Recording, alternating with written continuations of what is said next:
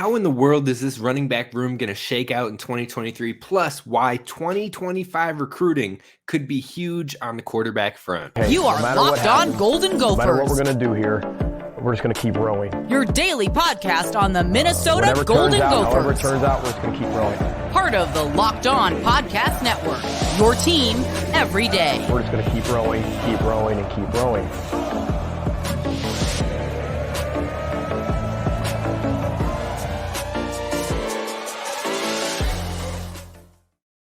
You're listening to Locked On Golden Gophers, part of the Locked On Podcast Network, your team every day. My name's Kane Rob, host of the podcast, former collegiate football video coordinator and recruiting assistant, here to talk Golden Gophers with you each and every day of the week, especially as we hit the end of July. We've got about 2 more weeks where we're doing the off-season breakdowns, where we're doing about 3 shows a week, but after that, we're back at it Monday through Friday, giving you that daily Gophers content. And if you didn't know, we literally talk Gophers each and every day. So if that sounds intriguing to you, be sure to hit subscribe over on YouTube. Follow wherever you get the podcast at Locked On Golden Gophers. And today we are talking about some great topics. First, we're going to talk about that running back room because there's so many talented backs, especially in the youth area. How is it going to shake out in the 2023 season? Then I want to move over to 2025 recruiting. Now, that might sound like a ways off, but 2024 class is basically shaped out for the Gophers. They're focusing on holding those commitments, but 2025 could be a big focus for the quarterback. And then finally, we're going to talk about the current quarterback, Athan Kaliakmanis, and his outlook for 2023. Sit back, relax, let's enjoy some Gophers talk and kicking it off with the running backs. Now, running back room, we just lost Mo Ibrahim. We lost Trey Potts to the portal as well. There's a lot of new faces in this running back room, but a lot of outside folks, media in the outside, national media and whatnot, will probably be like, oh, the Gophers running back room, I'd be concerned. They lost an All-American. Mo Ibrahim was that offense. They're going to fall apart now. And that's probably why a lot of folks are scared off by the schedule for the Gophers, because they're like, well, Mo was the offense and Mo's gone. John Michael Schmitz held it together and John Michael Schmitz is gone. And Tanner Morgan was a staple of that offense for years. That's what the outside world sees. But deep down, if you have been on the grind with Gophers football over the years, you know the talent that is behind them and you know how intriguing and promising it really is. So we're taking a look at the running back. I'm not too worried. Now, yes, we don't have a guy that's going to be like Mo, that is going to have 300 touches or maybe even 228 touches, nothing in that range like Mo. If this upcoming season, I would be shocked if a running back in this running back room broke 220 carries this season. I think you're going to see a little bit more rotation. Now, the more I see the talents in this room, the more I want to believe we will have a committee approach, because we have the different players that have different skill sets. You've got Sean Tyler, who is more of a breakaway guy. He's a smaller back, but overall he is very fast, very efficient, and he has the home run hitting ability. We saw that in the MAC where he cracked 1,000 yards in back-to-back seasons.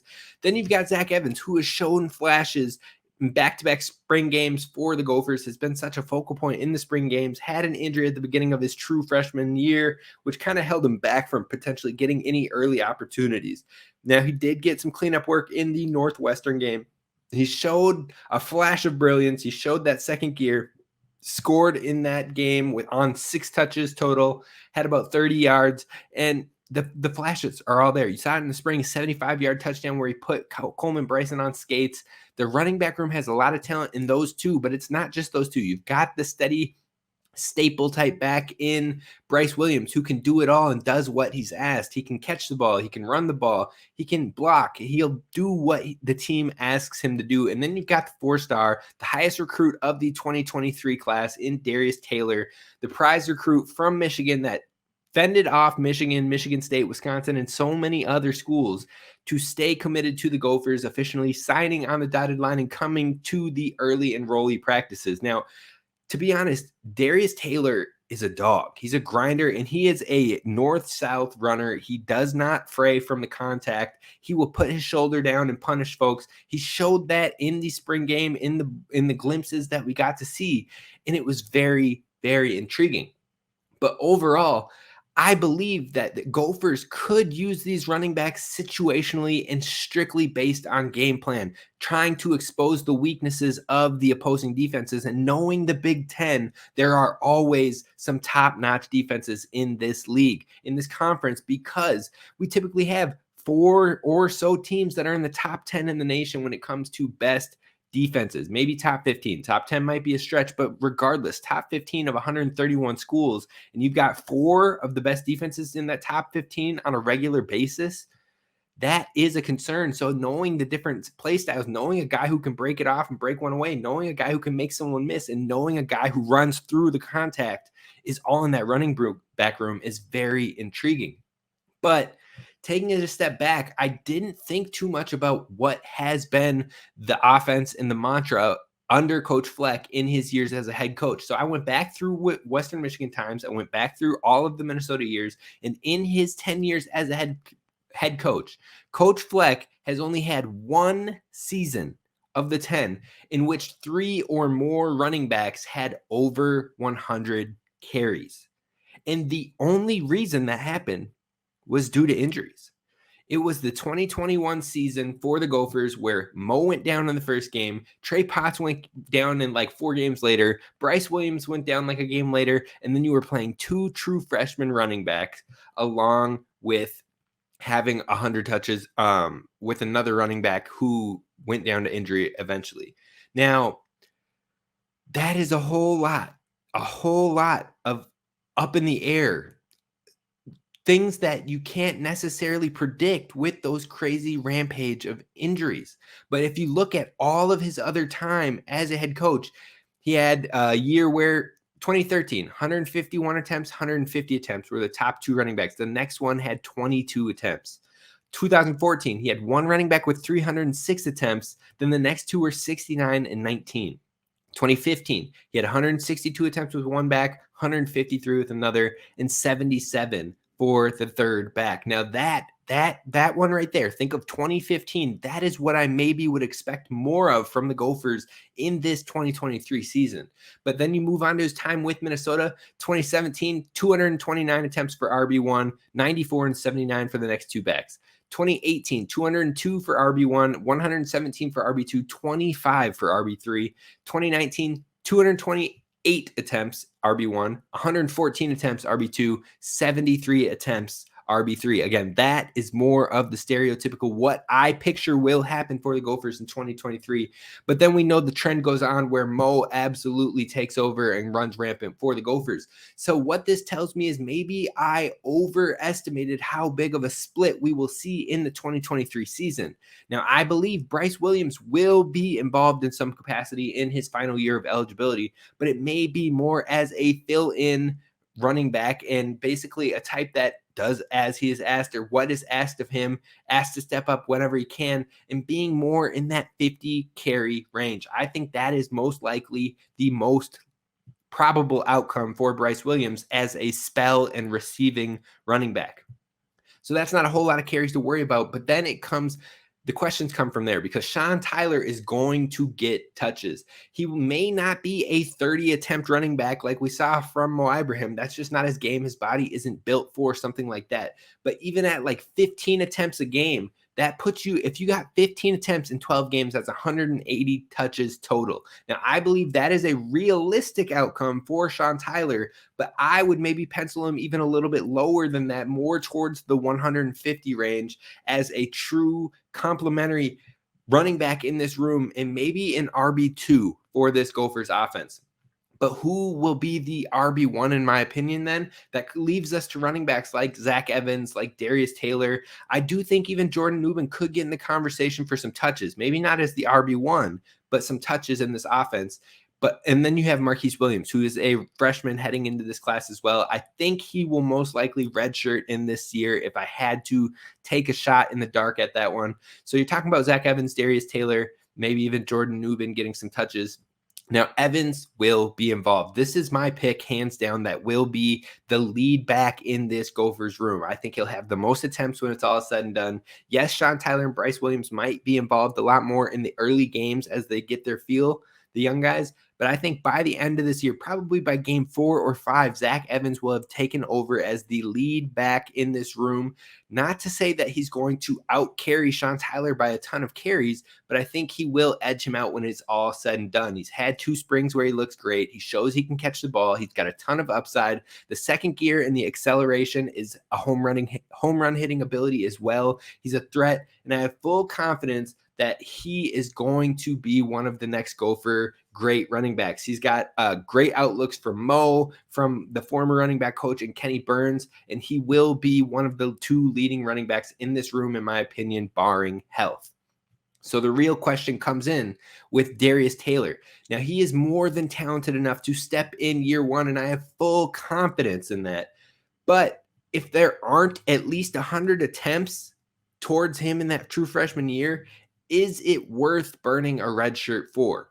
That is the real question. And upon my reevaluation, I think there are 2 really likely scenarios for this thing to break out or shake out. So we're going to talk about 400 attempts on the year, 400 running back attempts, how that could break out. 2 different scenarios I see. Number 1, Darius Taylor plays as a true freshman.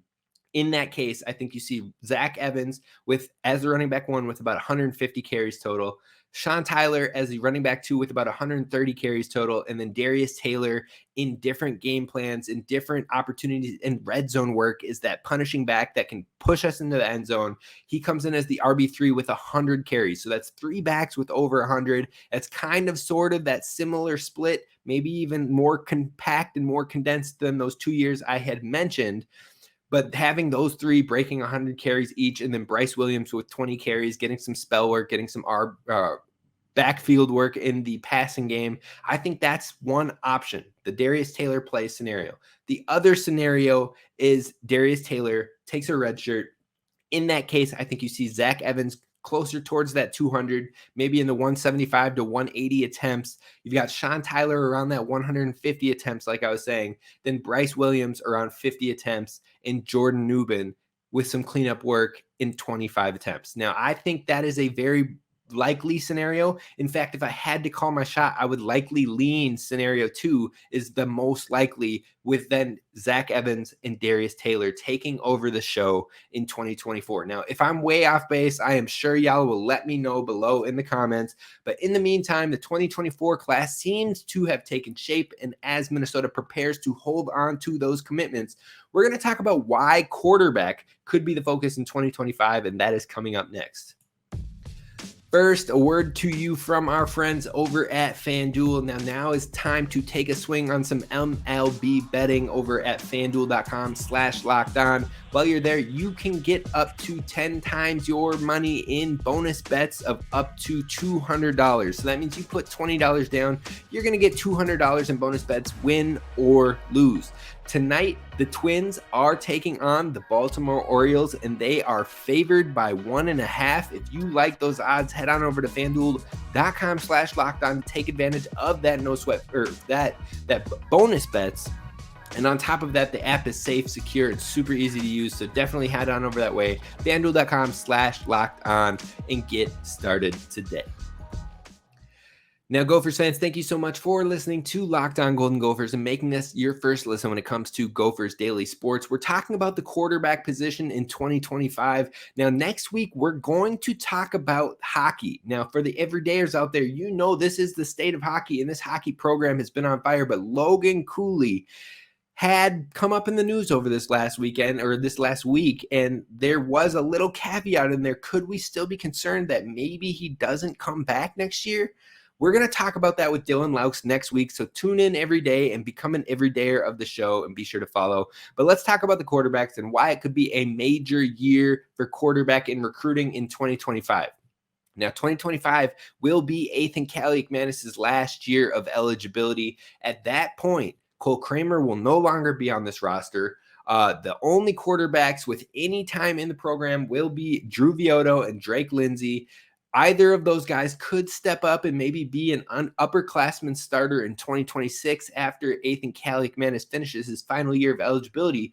But we know that Coach Fleck and the Gophers in general surely want a future prospect in the waiting waiting in the wings, ready to develop, similar to what just happened with Athan as Tanner was going through his final year or two.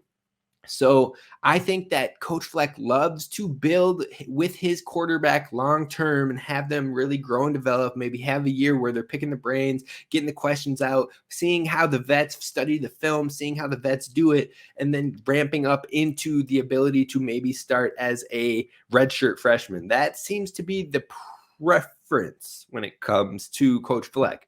But overall, Coach Fleck had Zach Terrell Zach Terrell started all 4 years with Coach Fleck at Western Michigan. In fact, he only had 1 year in year one at Western Michigan where we saw someone not named Terrell start a single game in that 4-year time with Western Michigan. Now, Coach Fleck's time with Minnesota has been similar but different. Year one, we had a filler QB year where both Connor Rhoda and Demery Croft both had some playing time, both started some games, both didn't play the greatest. Then you go to year two where we had a freshman battle. Freshman Zach Annexted, the walk-on, ended up starting from the jump, kicking it off, then got hurt. Tanner Morgan stepped in, and there was no looking back from there. Tanner Morgan went on to start all of the games from 2019 through 2021, and that was the plan in 2022 as well, prior to the injuries. Now, 2023 through 25, it looks like that will be the plan for Athan to be the guy at the helm and kind of have all of that barring injuries again. But 2026 is more than likely going to be a battle of Vioto and Lindsey, barring a major quarterback commitment in 2025. So that's why I said maybe we are going to focus on 2025 and the quarterback class in that one. You've already seen some offers go out. We'll definitely keep you posted on some of those as we learn more info. But 2025 seems to be the class that you could take a quarterback with some high-level upside that maybe plays a similar play style to Athan Kaliakmanis, to know that you have someone who can study with him, who can learn underneath him and really put things together. Now, that said, none of the quarterbacks on this current roster, Drew Vioto, Drake Lindsey, even Cole Kramer, but maybe Kramer's a little more towards it, has the same skill set or play style as Athan Kaliakmanis, the ability to get on the run. Now, like I said, Kramer maybe can, but the other two, it's not as similar. It's not as atypical or matching in their skill sets. So Vioto actually reminds me a lot more of Tanner Morgan. He is very cerebral quarterback, can see things, understands things, picks things up quickly. He's a pocket passer, and he can move if needed. But overall, a smart player who really focuses on making the right decisions and understanding the offense. Now, I know Drake Lindsey, I don't know too much information about him, but I do know he has some massive promise when it comes to the size, the height, the big arm that he has at 6'5", 220 pounds with a massive arm. That said, no other Power 5 programs have offered him. So it somewhat makes you wonder why that is. What is holding them back?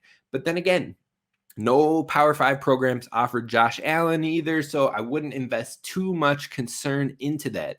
Overall, the future at quarterback will be very interesting, as always. But right now, I'm just looking forward to the promise of Athan Kaliakmanis and what could be. And speaking of Athan Kaliakmanis and his future with the Gophers program, 2023 will be a major year for him. So let's dive into all things relating to Athan Kaliakmanis in 2023. Maybe things we need to see develop still, strengths he brings, and so much more coming up next to close the show. All right, Gophers fans, it's time to talk about the Greek gunslinger. I like to call him the Magic 8 Ball as he rocks the number 8, but he finds a way to make things happen. He's got here, just to separate him from Tanner Morgan. Tanner Morgan, like I said, very cerebral, very knows the game, figures out and has an understanding, makes sure he knows every nook and cranny of the film that he is watching. The difference between Athan Kaliakmanis and Tanner Morgan personality-wise, though, I see Tanner as more of a calm, quiet confidence, more of a I'm going to let my play kind of back me up on the field, but I will always be there for my guys. Athan Kaliakmanis, it seems like he has a little bit more swagger to him. He carries himself. He knows he's that guy. He knows he has that talent, and he wants to be able to play with that, show the love of the game, the fun of the game, but also when it's time to work, when it's time to grind, he's the first one at the front of the line ready to go and take one for his team, ready to go out there and put himself on the line to be able to win one for his brothers. So they both have the camaraderie with their teammates. They both have a different approach to leadership and what it means. But I feel like Athan just carries more swagger about him. He wants to have fun with it as well. He wants to show I'm that guy, but also show his team we can do this. We are them. I mean, usually you say I am him, but you get where I'm going with this one. So when it comes to Athan Kaliakmanis, I'm excited by that swagger. I'm excited by a different approach at the quarterback position and the strengths he brings. We say him time and time again here on the show is the arm strength. It is the multiple arm angles and being able to throw on the run and on the go. He has that God-given ability to just make special things happen. I remember the first practice last fall that I was able to attend. Well, it wasn't the first practice I was able to attend, but the first practice where I walked away watching Athan Kaliakmanis and I was like, that kid is going to be special. They were practicing in Huntington Bank Stadium. They were going towards the scoreboard side, and they were in a red zone practice, red zone drills, and it was a full team practice. Like it was a ones-on-ones, team period type practice.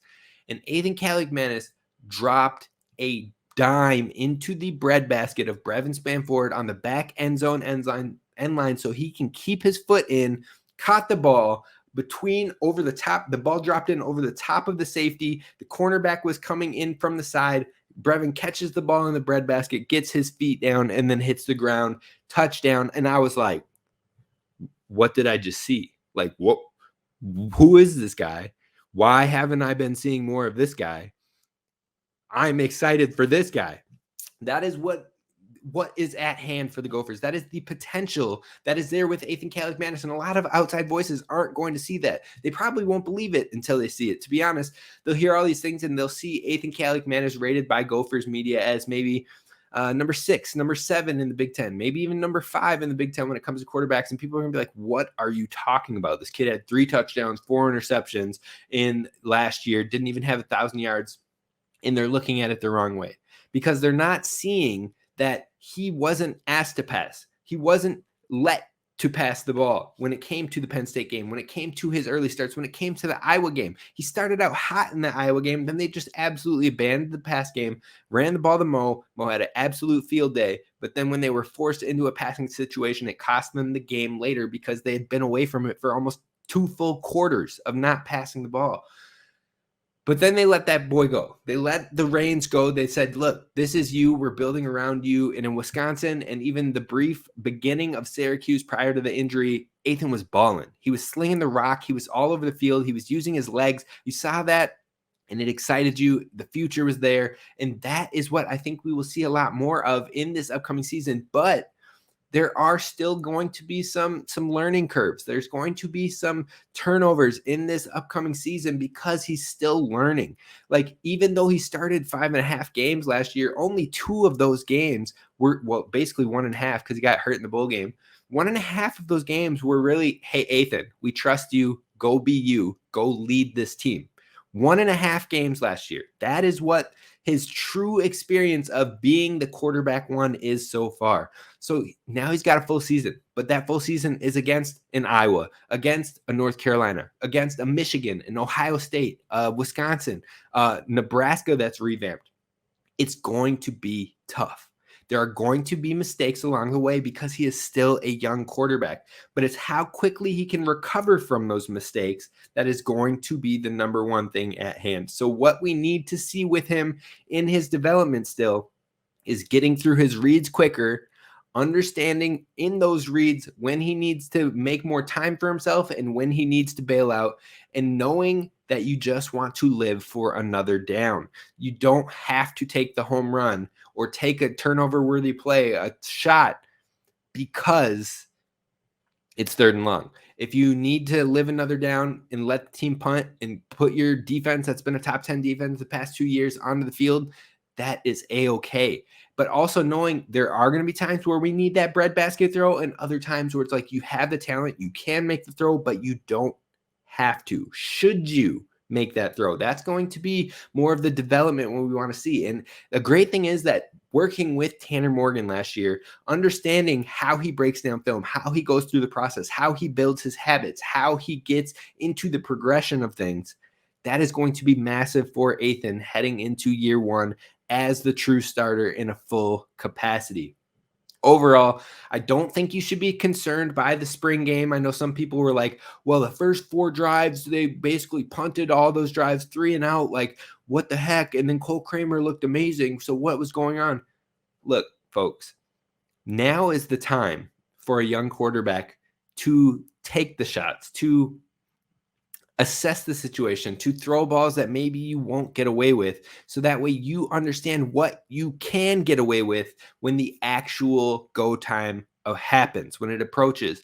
So the fact that Athan was maybe he was playing more conservative in the spring game because he's like, okay, I need to play this like a real game. I'm going to treat this like, okay, if we were on the field, I'm not going to put the ball in a dangerous position here. I'm going to let my defense get me back in the game. And then as we saw in the back half of that spring game, he started to come alive. He started to click. He started to find Elijah Spencer on his release and creating that distance. He started to get the ball to Darius Taylor and finding some holes. He ran it in for a touchdown. There are different ways to let yourself kind of feel the game out early and then attack in the second half. So we could see more of that as well in the second half. I actually enjoyed seeing him process and go through the struggles early, but also coming back and putting his team back into the game in that spring game, which is essentially a glorified practice.